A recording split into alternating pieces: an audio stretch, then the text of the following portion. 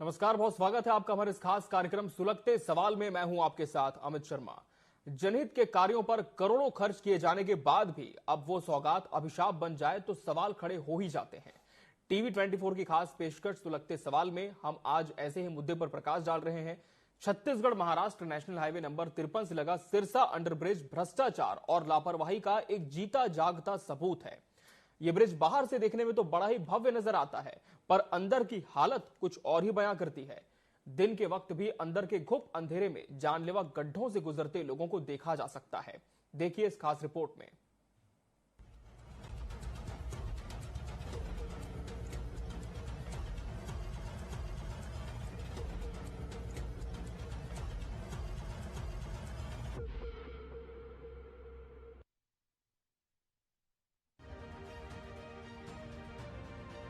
पटरियों पर बने रेलवे क्रॉसिंग के बंद होने पर लंबे इंतजार से लोगों को राहत दिलाने लगभग 20 करोड़ की लागत से 600 मीटर लंबे इस अंडरब्रिज का निर्माण पीडब्ल्यूडी और रेलवे द्वारा संयुक्त रूप से किया गया।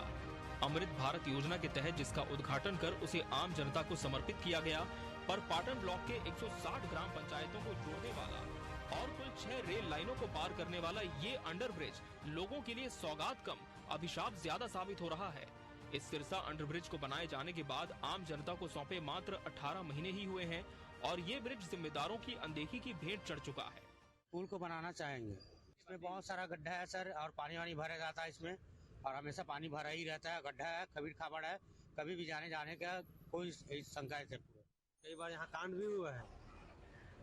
कभी कभी पानी भी भर जाता है तो गाड़ी निकालने में छोटा बाइक में थोड़ा तकलीफ भी होता है, बहुत परेशानी जाता है। बड़ा गाड़ी भी घुस जाता है, इधर उधर देखने में बहुत तकलीफ भी हो जाता है। ऐसा लगता है कि कभी गड्ढे में घुस जाएंगे, गिर जाएंगे, संभलेगा कितनी संभलेगा, ऐसा भी लगता है।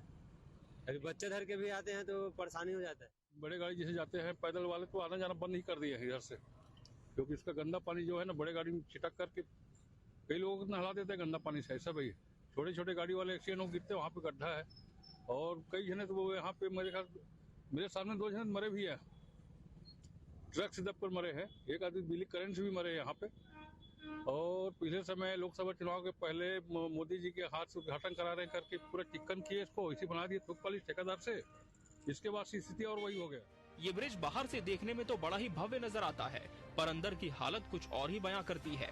दिन के वक्त भी अंदर के घुप अंधेरे में जानलेवा गड्ढों से गुजरते लोगों को देखा जा सकता है।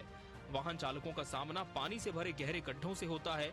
गड्ढों के पास पहुंचते ही अगर गाड़ी की गति पर ब्रेक नहीं लगा तो उछलकर गिरने का डर तो रहता ही है, और यदि पीछे से कोई ट्रक आ रही हो तो चपेट में आने से जान जाने का खतरा भी बना रहता है। शहर और गांव के साथ कनेक्टिविटी बनाए रखने के हिसाब से महत्वपूर्ण इस ब्रिज से गिट्टी रेत से भरी बड़ी बड़ी ट्रकें और NSPCL, BSP और रेलवे के कर्मचारियों का दिन रात आना जाना लगा रहता है। मैं जहां खड़ा हूं यहां से ठीक 100 मीटर की दूरी पर नेशनल हाईवे है, जहां पर चारों तरफ सिग्नल्स लगे हुए हैं, लाल पीले हरे नीले लाइटें जलती हैं, रुकना पड़ता है। उसके बाद जब वहां से लोग यहाँ के गांव की ओर जाने लगते हैं तो आप देख रहे हैं यहाँ पर पहले रेलवे क्रॉसिंग हुआ करता था, और इस रेलवे क्रॉसिंग पर लोगों को बंद होने से घंटों इंतजार करके यहाँ से घंटों इन्हें कि अगर आधे घंटे अगर बोला जाए तो अतिशयोक्ति नहीं होगी, आधे घंटे से भी ज्यादा समय तक इंतजार करने के बाद जब क्रॉसिंग खुलती थी तब वो अपने गांव या अपने गंतव्य स्थल तक पहुंच पाते थे। उसी से बचाने के लिए विकल्प के रूप में बकायदा सौगात देते हुए इस बड़े से पुल को करोड़ों की लागत से बनाया गया। और जब यह सौगात लेकिन अब अभिशाप बन गया है कि अगर इस पुल के अंदर अगर जाते हैं तो बड़े बड़े गड्ढे हैं, पानी से भरे हुए, और साथ ही रिसती हुई दीवारें हैं, और लगातार वाहनों की 24 घंटे आवाजाही है। ऐसे में जनाब कोई अगर अपने परिवार के साथ इस पुल के अंदर से निकलेगा, गुजरेगा कहीं जाने के लिए, तो उसे जिंदगी और मौत के सफर के रूप में अगर कहा जाए तो बड़ी बात नहीं होगी। ऐसा लगेगा कि वह किसी मौत के सफर को पार करते हुए जिंदगी की नई दिशा की ओर आगे बढ़ गया है। जी हाँ, यहाँ से निकलकर अब वो अपने शहर की ओर जाने की ओर अग्रसर हो जाता है। ब्रिज के अंदर अक्सर हादसे होते रहते हैं। पानी भरने की वजह से एक बार एक व्यक्ति की मौत डूबने से हो गई थी, तो एक व्यक्ति की मौत करंट लगने से हो गई थी। वहीं 6 माह पहले 11वीं कक्षा का एक छात्र डंपर की चपेट में आने से उसका एक हाथ कुचला गया था। इसे बने लगभग 1.5 साल होने को हैं, पर इसके अंदर की स्थिति बेहद खराब है। लगातार दिन रात दोपहिया चौपहिया गाड़ियों सहित बड़ी बड़ी ट्रकों की आवाजाही बनी रहती है। ऐसे में छोटे बड़े गड्ढे वाहन चालकों के लिए परेशानी का सबब बन जाते हैं। भारी वाहनों के साथ स्कूल की बस, एम्बुलेंस, सैकड़ों सवारी वाहने और हजारों दोपहिया चालक इस पुल को पार करते हैं। कुछ वाहन चालकों को, जो यहाँ के स्थानीय रहवासी हैं, उन्हें कई मरतबे जान जोखिम में डालकर इस पुल को पार करना पड़ता है। हर बार हादसे और मौत का डर सताता रहता है। लोग भी हैं जो संवेदनशील हैं और इन समस्याओं के बारे में बात भी करना चाहते हैं। सबसे पहले तो आपका नाम? मेरा नाम पारसनाथ सोनी है। पारस जी, आप यहाँ पर किस गांव के रहने वाले हैं और कितनी बार स्कूल का आना जाना करते हैं? जी, मैं यहाँ पे भिलाई 3 का रहने वाला हूँ, लेकिन मैं इस गांव में हमेशा मेरा आना जाना रहता है, क्योंकि यहाँ पे मेरे जो रिलेटिव्स है वो यहाँ रहते हैं। और यहाँ पे मैं यही पास में खूबचंद बघेल जो कॉलेज है वहाँ पे पढ़ता था, और यहाँ पे कुछ जो ग्रामीण लोग हैं वो सिरसा गेट से रोज आना जाना करते हैं कॉलेज के लिए। एक ये उसका मेन रीजन ये है कि वो पुल से ही आना जाना करते हैं डेली। और दूसरी बात ये है कि जो हम लोग भिलाई 3 वासी या जो भिलाई 3 के हैं, जो कुम्हारी के जो हैं, और जो दोनों तरफ के जो हो गए, जो मेन वो सेंटर जो गवर्नमेंट कॉलेज के जो सेंटर्स रहते हैं वो पार्थिव कॉलेज उनको दिया जाता है, और इसी पुल के द्वारा हम वहाँ से आवागमन जो है वो करते हैं। तीसरी बात, और मैं इसके साथ एक और चीज कहना चाहूँगा कि कई लोग मतलब इस चीज को देखते हुए भी अनदेखा करते हैं। मेरी जानकारी के मुताबिक यहाँ पे 1-2 जन जो है उसकी 2 लोगों की मौत हो चुकी है, और हादसे तो अक्सर होते रहते हैं सर यहाँ। जैसा कि आपने सुना कि हादसे अक्सर होते रहते हैं, बावजूद इसके प्रशासन इस ओर बिल्कुल भी ध्यान नहीं दे रहा है। लगातार ये गड्ढे बनाने के बावजूद होते रहते हैं, पानी भरता रहता है, दीवारें रिसती रहती हैं। सुबोध तिवारी, टीवी 24 भिलाई। टीवी 24 के लिए सुबोध तिवारी की रिपोर्ट।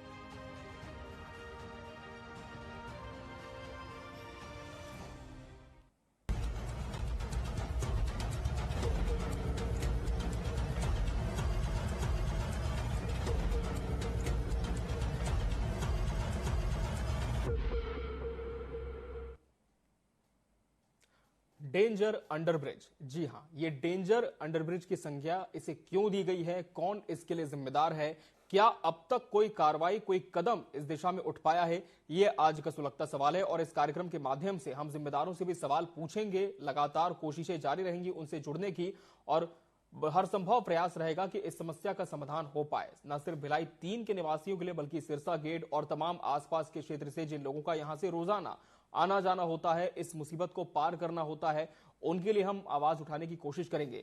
और सुलगते सवाल के माध्यम से हमारा प्रयास यही होता है कि हम जन सरोकार की बात करें। हमारे बहुत सारे एपिसोड्स आपने देखे हैं जिस पर हमने जब जानकारी ली और वहां पर जाकर ग्राउंड जीरो पे रिपोर्टिंग हमारे सहयोगियों ने की, तो उसका अंजाम भी देखने को मिला है। सीधा रुख कर लेंगे ग्राउंड जीरो का, जहां से हमारे सहयोगी सुबोध तिवारी जी जुड़ चुके हैं, जिन्होंने इस पूरी रिपोर्ट को कवर किया है। सुबोध जी, सिर्फ 18 महीने का समय बहुत ज्यादा तो नहीं होता है, लेकिन आखिर ऐसे कौन से कारण हैं कि जब लोगों को सौगात दी गई इतने अच्छे सुनहरे अंडरब्रिज की, जिसकी बरसों से उन्हें तलाश थी, एक इंतजार था, इंतजार तो खत्म हुआ, लेकिन थोड़े ही दिनों के बाद ये सिर्फ हाथी का दांत साबित हुआ है और अब तो जानलेवा बन चुका है।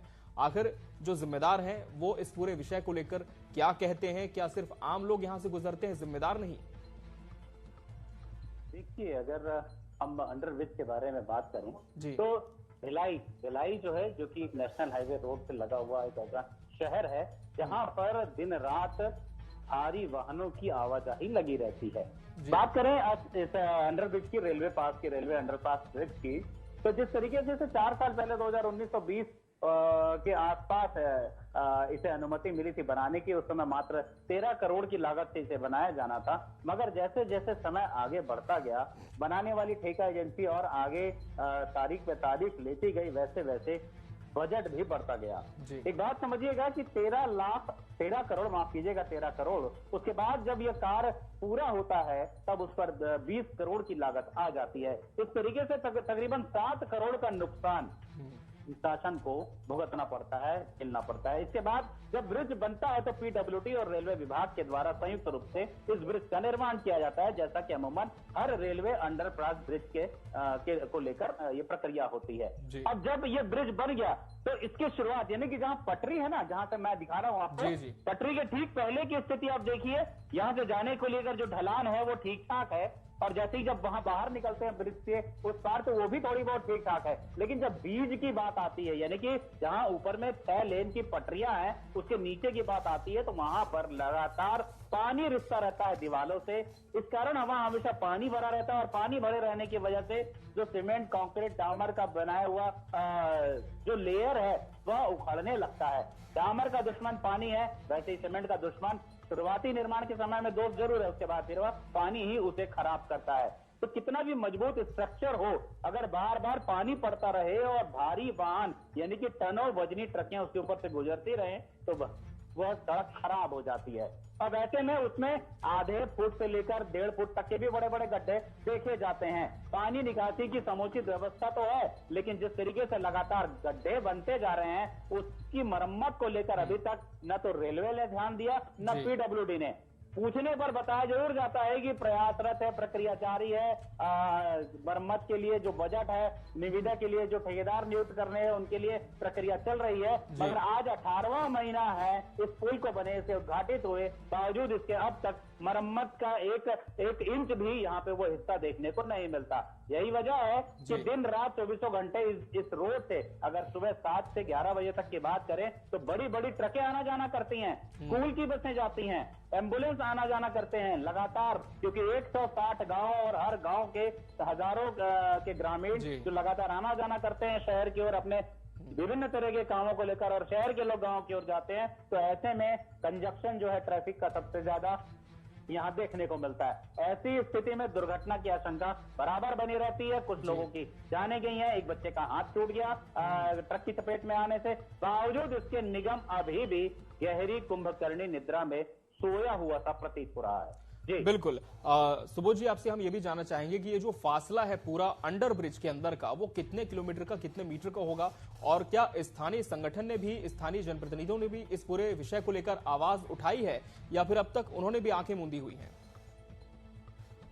बात है, जैसा कि मैं बता रहा था कि यहाँ पर ये 6 लेन जो रोड है, 4 लेन रोड है, उसका एक चौक सामने दिख रहा होगा, जहाँ पर लगातार ट्रैफिकों की आवाजाही है। स्कूल बस खड़ा है, ट्रकें खड़ी है, लोग आ रहे हैं, और लगातार रेड, ब्लू और ग्रीन सिग्नल बंद चालू हो रहे हैं, उसके अनुसार से ट्रैफिक की आवाजाही देखने को मिल रही है, सघन आवाजाही है। अब इसके बाद ये अंडर ब्रिज है जो ठीक आप मेरे पीछे देख पा रहे हैं, और उसके बाद ये एक पुराना रेलवे क्रॉसिंग है जिसे बंद कर दिया गया है। जैसे ही अंडर ब्रिज बना और बजट लगा तो उसके बाद इस जो रेलवे क्रॉसिंग था इसे बंद कर दिया गया। पहले 4 लेन था, 4 लेन की पटरियां थी, अब 6 लेन की पटरियां हो गई। तो स्वाभाविक है कि जो रेलवे क्रॉसिंग है उसे पार करने में जो भी व्यक्ति वाहन लेकर ही उस पार जाना चाहता है उसे घंटों यहाँ पे खड़े रहने की जरूरत पड़ जाती है। जब तक रेलगाड़ी गुजरेगी नहीं तब तक क्रॉसिंग खुलेगा नहीं, और क्रॉसिंग खुलने के बाद भी जाम की स्थिति का सामना उसे करना पड़ेगा, उसके बाद ही वो यहाँ से वहां जा पाएगा। तो ऐसी स्थिति में जिस प्रकार से जरूरत महसूस की गई, तो 600 मीटर लंबे इस अंडर पासिंग ब्रिज की जरूरत महसूस की गई। सुबोध जी, आपको रोकना चाहेंगे, इस समय एक स्थानीय ग्रामीण हमारे साथ जुड़ चुके हैं, हिमांशु यादव इनका नाम है। हिमांशु जी, क्या आप मुझे सुन पा रहे हैं? चलिए इनसे फिर से संपर्क करने की कोशिश करते हैं। जी सुबोध, जिस तरह से आप जानकारी दे रहे हैं कि 600 मीटर इसका फासला है, और एक सवाल यहां पर यह भी उठता है कि जो निर्माण वाली एजेंसी है जिसे टेंडर दिया गया होगा, नियम और शर्तें लिखी होती है कि इतने महीने तक, इतने सालों तक इसके पूरे मेंटेनेंस की जिम्मेदारी उस कंपनी संबंधित की होगी। लेकिन क्या उस कंपनी को भी यहाँ पर इतनी फुर्सत नहीं मिली कि वो आकर ताका झांकी करे, या फिर क्या कोई अंदरूनी मिलीभगत सामने आ रही जिससे कि जो जिम्मेदार पदों पर लोग बैठे हुए हैं वो भी कोई एक्शन नहीं ले पा रहे निर्माण वाली एजेंसी के खिलाफ?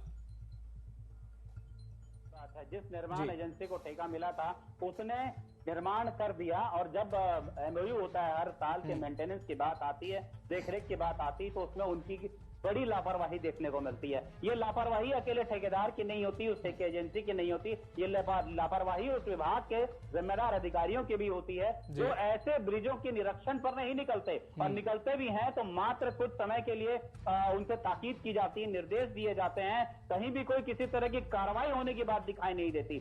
जरूरत होने ऐसी, जबकि जरूरत ऐसी होनी चाहिए कि माफ कीजिए सुबोध जी, आपको फिर से रोकना चाहेंगे। इस समय हमारे साथ स्थानीय ग्रामीण हिमांशु यादव जुड़ चुके हैं। हिमांशु जी, यदि आप मुझे सुन पा रहे हैं तो जरूर बताएं कि कब से इस पूरे अंडरब्रिज से आना जाना आपका होता है, किस क्षेत्र में आप निवास करते हैं और कितनी परेशानी यहाँ की स्थिति को देखते हुए होती है आपको? हाँ सर, यहाँ से मैं ना बहुत दिन से, मुझे जब से बना तब से गुजर रहा हूँ। और रिनोवेशन का जो काम होता है वो रिनोवेशन का काम होता है ज्यादा से ज्यादा 1 से 2 महीने में, फिर वो पहले जैसे हो जाता है वो, फिर उसमें पानी भरना चालू जी, कीचड़, और वो रोड उखड़ने लगता है। जी हिमांशु जी, किसकी जिम्मेदारी आप मानते हैं? क्या आप लोगों के माध्यम से भी इसकी शिकायत कहीं की गई है? स्थानीय जनप्रतिनिधियों से भी आप लोगों ने मुलाकात की है ताकि समस्या का समाधान हो पाए? हाँ जी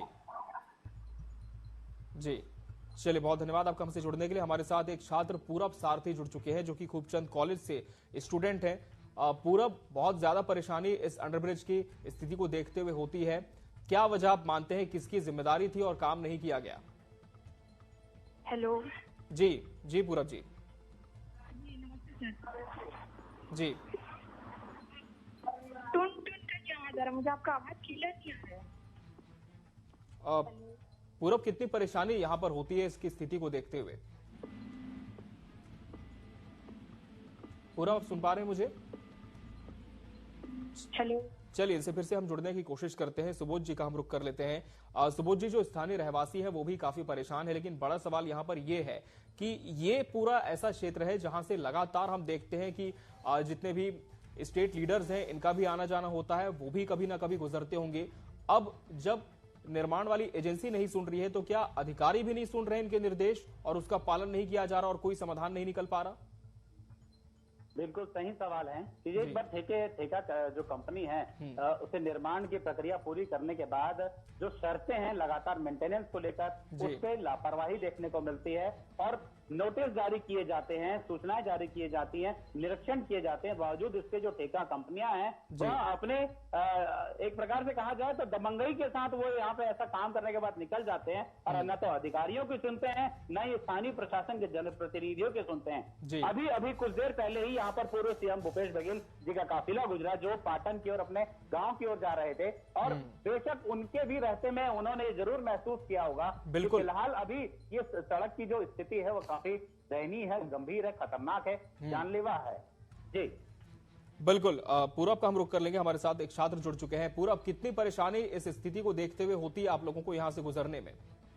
जी, रास्ते का सर आप तो सामने वीडियो देखे ही होंगे और लास्ट वीडियो जैसे मैं आपके सामने ही रखा हूँ, जैसे कि देख पा रहे जो मजदूर लोग हैं वो सही रास्ते का उपयोग न करके पटरियों को क्रॉस कर रहे हैं, पुराने रास्ते से जा रहे हैं। वो पुराना रास्ता खराब हो चुका है, उसके बाद भी लोग वहां से जाने के बाद उचित समझते, अंडरब्रिज से जाना उचित नहीं समझते। जी बिल्कुल, ये क्रॉसिंग करके तो जाते हैं पूरब, लेकिन इसके साथ ही जिस तरह से अंडरब्रिज की स्थिति है, जहां बड़े बड़े गड्ढे हैं, बारिश के समय यहां पर पूरी तरह से जलभराव हो जाता है, ऐसे में आप भी अपने कॉलेज के लिए यहां से गुजरते होंगे, आपको कितनी परेशानियां होती हैं?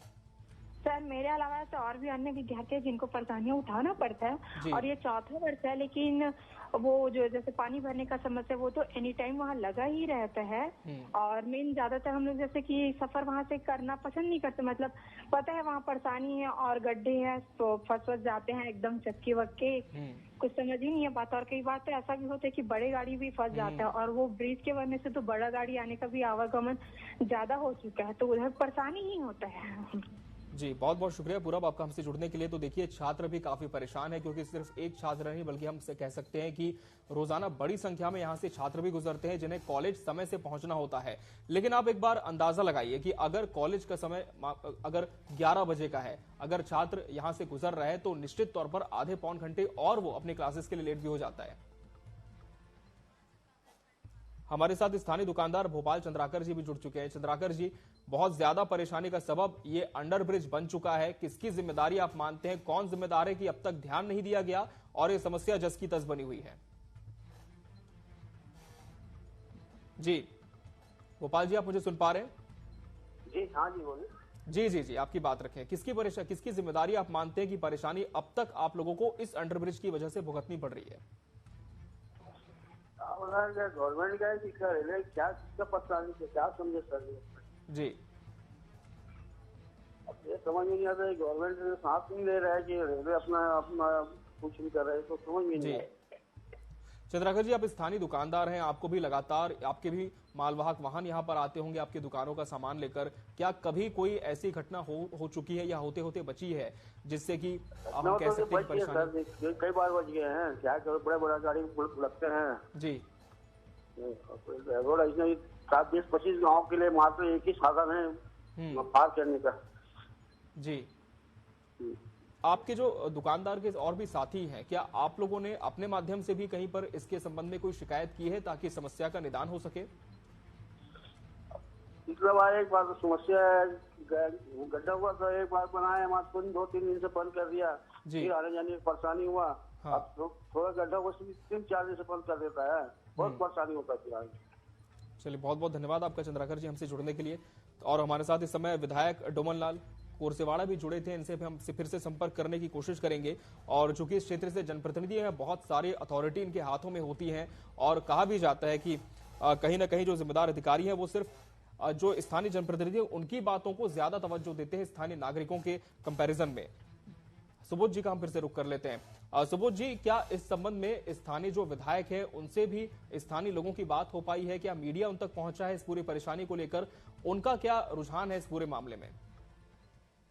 देखिए, अगर स्थानीय जनप्रतिनिधियों की बात करें तो जो विधायक अभिभारा विधायक है डोमन लाल कोरसेवाड़ा जी और यहाँ महापौर है निर्मल कोसरे जी, तो हालांकि इन सारी समस्याओं को लेकर उन्हें अवगत कराया जाता है। लेकिन चूंकि ये पीडब्ल्यूडी का मामला है, क्योंकि ये रेलवे विभाग का मामला है, तो ऐसी स्थिति में सिवाय एक पत्राचार करने वाली एजेंसी के अलावा ये और कुछ नहीं कर पाते। महापौर जी जरूर चिट्ठी लिखते हैं, अपने से जो वरिष्ठ क्रम के क्षेत्रीय विधायक हैं उनसे बात करेंगे, जो सांसद है विजय बघेल उनसे बात करेंगे, उन तक चिट्ठी पहुंचाएंगे। रेलवे विभाग है, अगर बिलासपुर डीआरएम की बात करें तो वहां तक चिट्ठी लिखी जाएगी।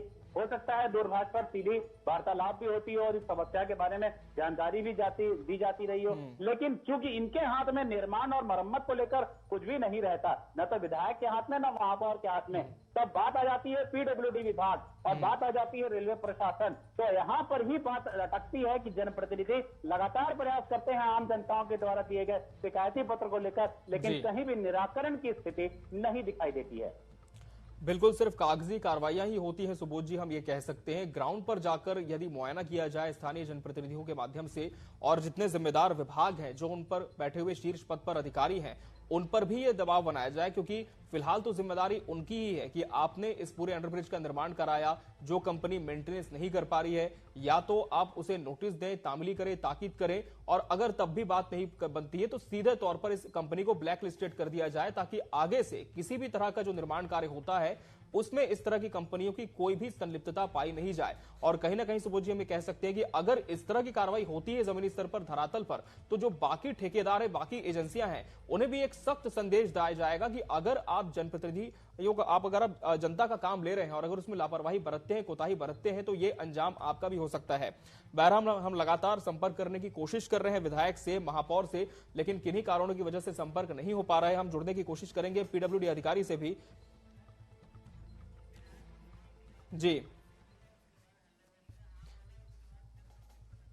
और सबसे विडंबना भी यह है सुबोध जी की इस कार्यक्रम के माध्यम से जब हम लाइव हैं, लाखों की जनता हमें देख रही है, हमने विधायक डोमन लाल कोरसेवाड़ा जी से संपर्क करने की कोशिश भी की, उन्हें इस पूरी समस्या से अवगत भी कराया, सिर्फ उनका जवाब था हाँ ठीक है। उसके बाद उन्होंने फोन काट दिया, यानी कि ऑन एयर आकर उन्होंने एक छोटा सा आश्वासन भी नहीं दिया वहां की जनता को कि चलिए ये समस्या मेरे संज्ञान में आ चुकी है, पहले से है, मैं अपने स्तर पर जो भी संभव होगा कर पाऊंगा। अब दुर्भाग्य ये है कि जब चुनाव आता है तब बड़े बड़े वादे किए जाते हैं कि हम जमीन पर रहेंगे, लगातार आपसे मेल मुलाकात करेंगे, आपकी समस्याओं का समाधान करेंगे, लेकिन देखिए जब हम इसी तरह के सवाल उठाते हैं जो कि सीधे तौर पर उनकी जनता से जुड़े हुए हैं, वहां से हो सकता है कि ये भी जाते आते होंगे, इनकी जनता, इनके वोटर्स भी आते जाते होंगे, लेकिन इसके बावजूद भी इतनी भी एहतियाती नहीं बरतते हैं कि एक लाइव टेलीविजन प्रोग्राम में, जो कि इतना संवेदनशील मुद्दा आज हम उठा रहे हैं आपके माध्यम से भी सुबोध जी, आके एक अपनी बात रख दे, आके कोई ऐसा आश्वासन ही दे दे कम से कम, और इनके माध्यम से एक बड़ा संदेश उस कंपनी को भी चले जाए जो कि इस तरह की कार्रवाइयों में संलिप्त रहती है, इस तरह के निर्माण कार्यों में संलिप्त रहती है।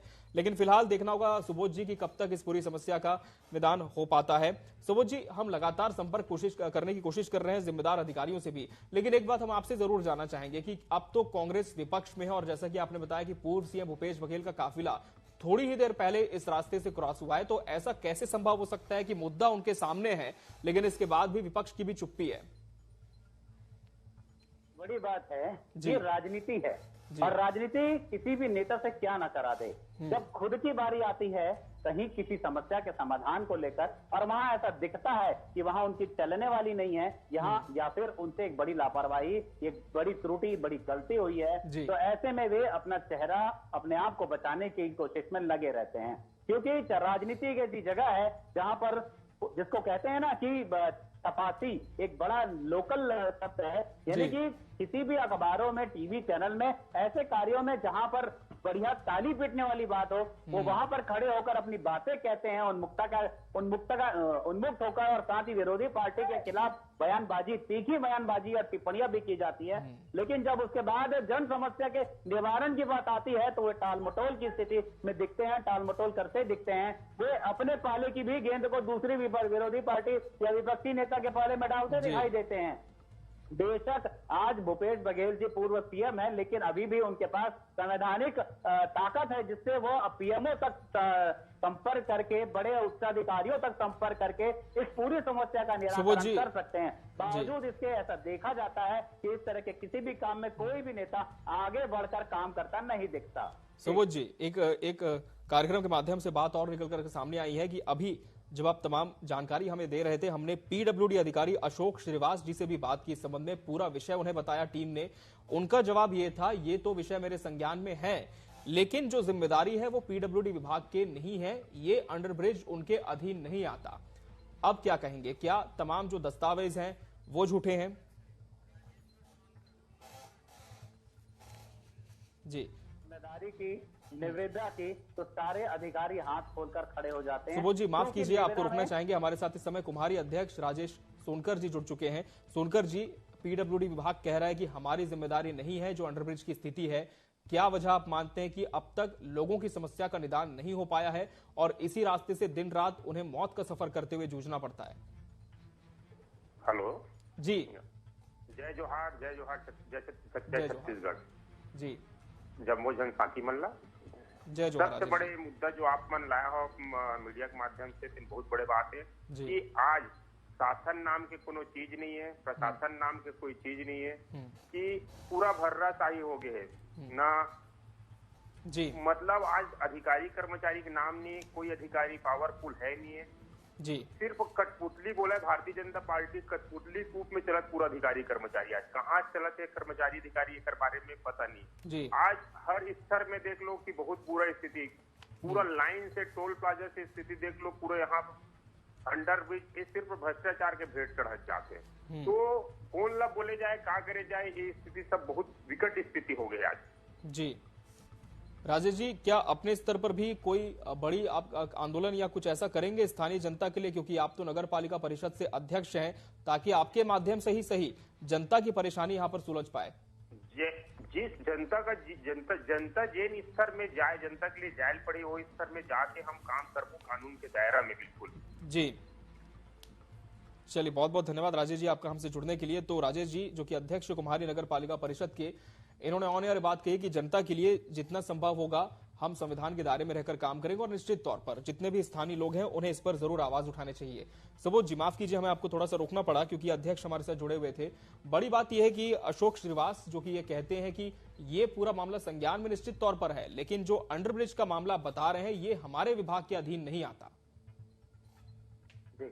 देखिए, बड़ी बात है, जब अंडरब्रिज बनाने की बात आती है तो पीडब्ल्यूडी विभाग के ही अधिकारी इस पर कार्य करते हैं, निविदाएं निकाली जाती हैं। और अगर रेलवे अंडरब्रिज की बात आती है तो रेल के एक साइड का, अगर जो रेलवे पटरी, केवल पटरी और उसके नीचे के हिस्से को रेल में प्रशासन ही बनाता है, लेकिन उसके बाद और उसके पहले के जो निर्माण होते हैं वो पीडब्ल्यूडी विभाग ही करता है। पर ऐसे में किसी अधिकारी के द्वारा यह कह देना कि मुझे जानकारी तो है लेकिन ये मेरे विभाग के अंतर्गत नहीं आता, आप समझिए कितनी घोर लापरवाही की बात कही जा रही है उन अधिकारी महोदय के द्वारा कि उन्हें जानकारी तो है।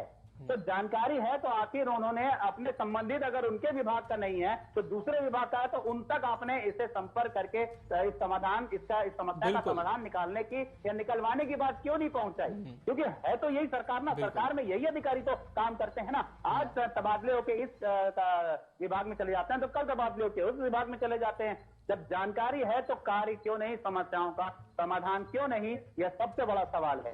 बिल्कुल, और यही सुलगता सवाल भी है कि भले आपके संज्ञान में बातें हैं, लेकिन आप चाहें तो कोऑर्डिनेट कर सकते हैं, क्योंकि जैसे आपने कहा कि जब निविदाएं निकाली जाती है तब तो विभाग सामने आ जाता है, लेकिन जहां उसके बाद मेंटेनेंस की बात आती है, सवाल उठते हैं निर्माण प्रक्रिया पर, गुणवत्ता पर, तब कहीं ना कहीं अपना पल्ला झाड़ते हुए अधिकारी यहां पर नजर आते हैं।